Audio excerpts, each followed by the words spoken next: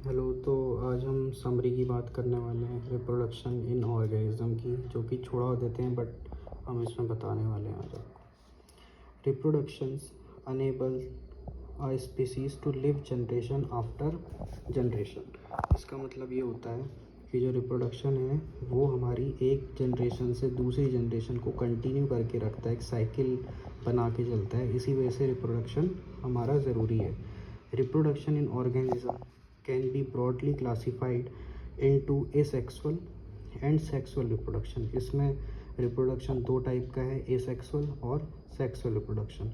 Asexual reproduction does not involve fusion of gametes. Asexual reproduction में हमारे जो gametes हैं उनका फ्यूज़न नहीं होता है। It is common in organisms that has relatively simple organization such as fungi, algae and some invertebrates. Invertebrates का मतलब होता है जिनकी वर्टिब्रा नहीं होती है, ठीक है। जिनकी वर्टिब्रा होती है, मतलब रीढ़ की हड्डी होती है, ठीक है। The offspring forms by asexual reproduction are identical मतलब कि जिनका जेनेटिक और मॉर्फोलॉजिकली सिमिलर हो, and can be refer to as clone. Clone एक ऐसी टर्म है जो कि जिनका जेनेटिक और मॉर्फोलॉजिकली, जेनेटिक मतलब जीन वाइज, मॉर्फोलॉजिकली मतलब उनका स्ट्रक्चर वाइज जो होते हैं वो सिमिलर होते हैं। इस क्लोन वर्ड का मतलब है।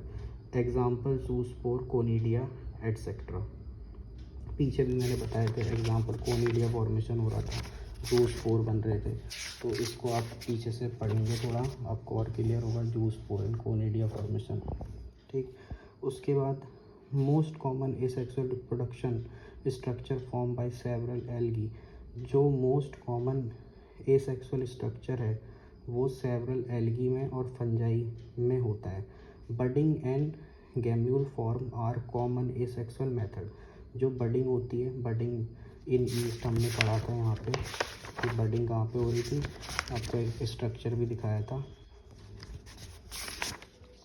ये होती है बडिंग, ये वाली जो बडिंग हो रही थी, इसमें ईस्ट में बडिंग होती है, एक सेल से दूसरा बनता है, बड निकलता है, बढ़ता है, उसको बडिंग कहते हैं। तो यहाँ पे पढ़ते हैं several algae and fungi, budding and gemmule formation are common asexual method. ये सारे के सारे एसेक्सुअल टाइप हैं रिप्रोडक्शन के इन लोअर एनिमल्स। अब बात करते हैं प्रोकैरियोट्स। प्रोकैरियोट्स जो होते हैं हमारे कौन से होते हैं, यूनिसेलुलर ऑर्गेनिज्म, जैसे बैक्टीरिया होते हैं। प्रोकैरियोट्स का मतलब होता है यूनिसेलुलर। और इनको एक टर्म और होता है अगर आपको याद रखना है, एक होता है प्रोकैरियोट और एक होता है यूकैरियोट। प्रोकैरियोट्स वो होते हैं जो पुराने सेल्स हैं, यूकैरियोट्स जो अब नए हैं, ऐसे भी याद रख सकते हो। एंड यूनिसेलुलर और ऑर्गेनिज्म, यूनिसेलुलर का मतलब होता है जिसमें सिर्फ एक ही सेल प्रेजेंट हो। Reproduce asexually by cell division और बाइनरी फिशन। सेल डिवीज़न बताया था, एक सेल से दो में बनता है, टूटता है, तो वो सेल डिवीज़न है। बाइनरी फिशन जब दो सेल, सिर्फ बाइनरी मतलब दो में टूटेगा तो उसे बाइनरी फिशन कहते हैं। पेरेंट सेल जब टूटता है।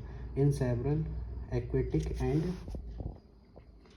टेरेस्ट्रियल। अब एक्वेटिक का मतलब आपको पता है कि जो पानी में रहने वाले ऑर्गेनिज्म है वो एक्वेटिक होते हैं। और टेरेस्ट्रियल का मतलब होता है कि जो हमारे ऑर्गेनिज्म बाहर रहते हैं, मतलब जो वाटर में नहीं रहते हैं, टेरेस्ट्रियल ही रहते हैं। एलिफेंट वगैरह जो एक इन्वायरमेंट में रहते हैं, पानी में नहीं रहते हैं, तो वो टेरेस्ट्रियल हो जाएंगे। Structure such as runner, rhizome, sucker, tuber examples हो गए। Are capable to give rise to new offspring. और ये कैपेबल होते हैं कि ये नए ऑस्प्रिंग को प्रोड्यूस कर सकते हैं। This method of asexual reproduction is generally refer to at vegetative propagation. Vegetative propagation का मतलब क्या बताया था कि जो वेजिटेटिव प्रोपोगेशन होता है उसमें क्या होता है कि एक जो प्लांट है वो दूसरे में अपने से ही दूसरे को डेवलप कर लेता है, तो उसे वेजिटेटिव प्रोपोगेशन बोलते हैं। जैसे कि हमारा एग्जाम्पल ऐसे लिखा है, वेजिटेटिव प्रोपोगेशन के एग्जाम्पल कौन कौन से हैं, राइजोम्स, बडिंग इन गुआवा, ये सब वेजिटेटिव के टाइप हैं, ये आपको याद रखना है। ये भी वेजिटेटिव प्रोपोगेशन है। एडवेंटिजेस बट निकल रहा है, तो आगे देखते हैं। Sexual reproduction involve formation of fusion. Formation होता है, पहले बनता है, फिर उसके बाद फ्यूज़न होता है, जुड़ता है, पहले बनेगा एक सेल, फिर उसके बाद वो आगे जा कर के दूसरे में फ्यूज़ करेगा। तो इसको, इसी चीज़ को हम सेक्सुअल रिप्रोडक्शन में कहते हैं, फ्यूज़न ऑफ गैमेट्स में। अब इट इज़ कॉम्प्लेक्स, ये एक कॉम्प्लेक्स प्रोसेस है, मतलब इसमें टाइम लगता है, एंड स्लो, धीरे धीरे होती है, as compare to asexual reproduction. मतलब जो सेक्सुअल रिप्रोडक्शन है उसमें सक्सेस रेट ज़्यादा है। याद रखना कि एसेक्सुअल में मतलब प्रोजेनी बनने का सक्सेस रेट ज़्यादा रहता है, बट उसमें क्या है कि ये थोड़ी लंबी प्रोसेस है compare to asexual reproduction. Most of the higher animals reproduce mostly entirely by sexual reproduction. ज़्यादातर जो ऑर्गेनिजम्स हैं वो सेक्सुअली रिप्रोडक्शन की वजह से प्रोड्यूस होते हैं, क्योंकि इसमें चांसेस हैं कि इसमें ज़्यादा से ज़्यादा लोग बन सकते हैं, मतलब पैदा हो सकते हैं कंपेयर टू एसेक्सुअली। फिर उसके बाद इवेंट्स ऑफ सेक्सुअल रिप्रोडक्शन में be categorize into pre fertilization, fertilization and post fertilization, जो हमने पीछे पढ़ा था कि कौन कौन से इवेंट्स होते हैं। तो प्री फर्टिलाइजेशन भी आ गया था हमारा, पोस्ट फर्टिलाइजेशन भी आया था, हमने पीछे देखा है सारा, ठीक है। इवेंट्स ऑफ रिप्रोडक्शन के बाद ये वाला प्री फर्टिलाइजेशन, फिर फर्टिलाइजेशन कैसे कैसे हुआ, पीछे के लेक्चर वीडियो में भी देख सकते हो अगर ज़्यादा डिटेल में देखना है। फिर उसके बाद इवेंट्स, फिर उसके बाद फिर क्या था हमारा गैमेटोजेनेसिस। गैमेटोजेनेसिस का मतलब होता है कि जो गैमेट्स कैसे फॉर्म होते हैं, एंड गैमेट ट्रांसफ़र, फॉर्म हो गया तो उसके बाद उसे ट्रांसफ़र भी कराना है ताकि आगे की प्रोजेनी बन सके।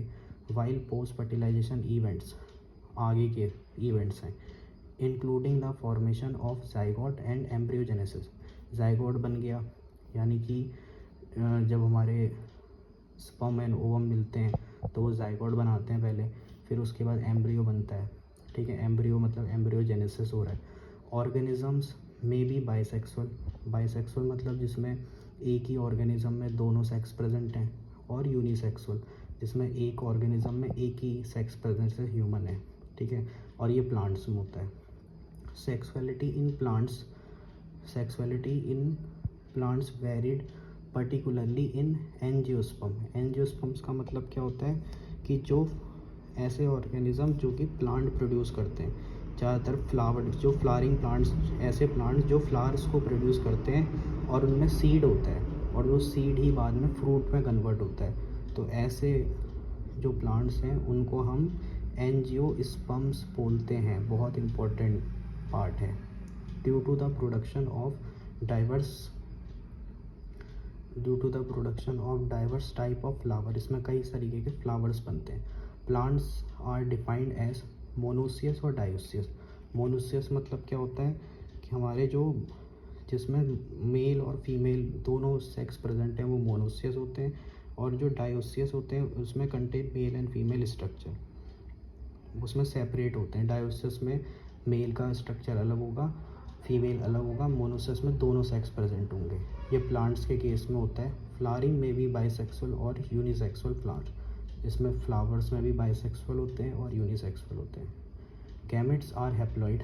हैप्लॉइड का मतलब इसमें हमारे n नंबर ऑफ क्रोमोसोम्स होते हैं, ठीक है। गैमेट्स हमेशा, बहुत इंपॉर्टेंट क्वेश्चन है, गैमेट्स कैसे होते हैं हमेशा याद रखना है, n number of chromosome haploid होता है, इसकी प्लॉइडी पूछी जाती है। In nature and sexually and usually are direct process of mitosis division except in haploid organism. Haploid मतलब 2n organism, while gamete form by mitosis, ठीक है। उसके बाद फिर क्या था, transfer of male gamete is an essential event in sexual reproduction. Transfer male gamete का female में, इसी को सेक्सुअल रिप्रोडक्शन कहते हैं।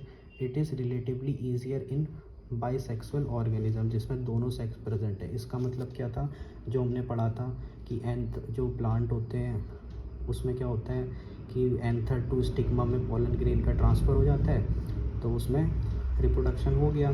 तो इसी चीज़ को बाइसेक्सुअल बोला गया कि ये ईजियर है, क्योंकि इसमें एंथर से स्टिग्मा में सीधे पोलन ग्रेन गिरते हैं, इस वजह से ये ईजियर है। और मोनोसियस, अगर हम उसमें डायोसियस की बात करें तब, in unisexual animal it occur by copulation of simultaneous relative. फिर हम बात करते हैं एंजियोस्पर्म्स के बारे में। Angiosperms is special process called pollination. Angiosperm जो फ्लावरिंग प्लांट्स थे उसमें एक स्पेशल प्रोसेस होती है जो कि पॉलिनेशन होता है। पॉलिनेशन का मतलब क्या होता है? Transfer of pollen grain from anther to the stigma. यही लिखा है, पोलन ग्रेन का ट्रांसफ़र होना एंथर से स्टिग्मा में, यही है पॉलिनेशन। बहुत इंपॉर्टेंट डेफिनेशन है। फिर होती है सिनगैमी। अब हमारी जो सिनगैमी है वही फर्टिलाइजेशन को बोलते हैं। मतलब फर्टिलाइजेशन बोलना या सिनगैमी बोलना एक ही बात है। Occur between male and female gametes. Syngamy में भी occur either externally outside the body और इनसाइड द बॉडी। सिनगैमी अंदर भी, बॉडी के अंदर भी हो सकती है और बॉडी से बाहर भी हो सकती है। Syngamy lead to fertilization call zygote. Syngamy से ही जायगोट का फॉर्मेशन होता है। अब सक्सेस रेट जिनमें इनसाइड दी बॉडी हो रही है तो उसमें चांसेस है कि प्रोजेनी बन जाए, बच्चा पैदा हो जाए। लेकिन आउटसाइड दी बॉडी में रिस्क है, डैमेज हो सकता है। जैसे एग्स होते हैं, एग्स चिकन में एग्स बनते हैं तो वो आउटसाइड इन्वायरमेंट हो गया, उसमें चांसेस है कि एग फूट सकते हैं। बट बॉडी के अंदर बेबी पैदा हो रहा है तो उसके चांसेस ज़्यादा हैं कि वो बच्चा पैदा हो जाए। अब उसके बाद the process of development of embryo from zygote is called embryogenesis. अब जो प्रोसेस होती है एम्ब्रियो से जायगोट बनने की उसको एम्ब्रियोजेनेसिस कहते हैं। In animals zygote start developing soon after its formation. Animals में जब जायगोट बनता है, मतलब वाली स्टेज होती है जब स्पर्म ओवम मिलता है, उसके बाद जायगोट बनता है। तो जब जायगोट बन जाता है वो डेवलप कर जाता है बाद में, और बाद में डेवलप सून आफ्टर फॉर्मेशन, उसके बाद उसमें बेबी बन जाता है। एनिमल में भी आइदर ओवीपेरस और वीवीपेरस। ओवीपेरस मतलब जो एग लेइंग होते हैं, जो अंडे देते हैं। वीवीपेरस जो डायरेक्ट बर्थ देते हैं बेबी को। फिर एम्ब्रियोनल प्रोटेक्शन। फिर उसके बाद क्या था? एम्ब्रियोनल प्रोटेक्शन, उसको प्रोटेक्ट करा जाता है and carry both and better in viviparous organism. इसमें कह रहे हैं कि जो वही बात हो गई कि ओवीपेरस एनिमल्स को ज़्यादा रिस्क है वीवीपेरस के मुकाबले। वीवीपेरस का चांसेस और डेवलपमेंट ज़्यादा रहता है, हो सकता है कि वो जल्दी डेवलप कर जाए, पर वीवीपेरस वालों को रिस्क नहीं रहता है। ओवीपेरस वालों को रिस्क है कि उनकी डेथ पहले हो सकती है, मतलब एम्ब्रियोनिक स्टेज में ही। In flowering plants after fertilization, flowering plants में क्या होता है? In flowering plants after fertilization even every ovary develops into fruit. जो ओवरी होती है वही बाद में फ्रूट में डेवलप्ड होती है। पेरिकार्प एक फ्रूट, एक बाद में ऊपर ये लिखा है पेरिकार्प, ये पढ़ा था हमने पहले। पेरिकार्प एक प्रोटेक्शन लेयर होती है फ्रूट के ऊपर जो फ्रूट को बचा के रखती है। एंड मैच्योर इनटू सीड, बाद में वो पेरिकार्प डेवलप्ड होकर सीड बनता है। Inside the mature seed, seed के अंदर it is potential for next generation. ये इम्पोर्टेंट है अपनी अगली जनरेशन को बढ़ाने के लिए। The embryo. अब इससे रिलेटेड जितना समरी मैंने एक्सप्लेन कर दी है, इसके आपको पीछे चैप्टर को रीड आउट करना पड़ेगा। कोई दिक्कत हो तो पुरानी वीडियो भी आप देख सकते हो। तो ये चैप्टर अब कम्प्लीटली क्लियर हो जाना चाहिए, मेरे हिसाब से आपको समझ में आना चाहिए कि पूरा चैप्टर क्लियर हो चुका है। Thank you.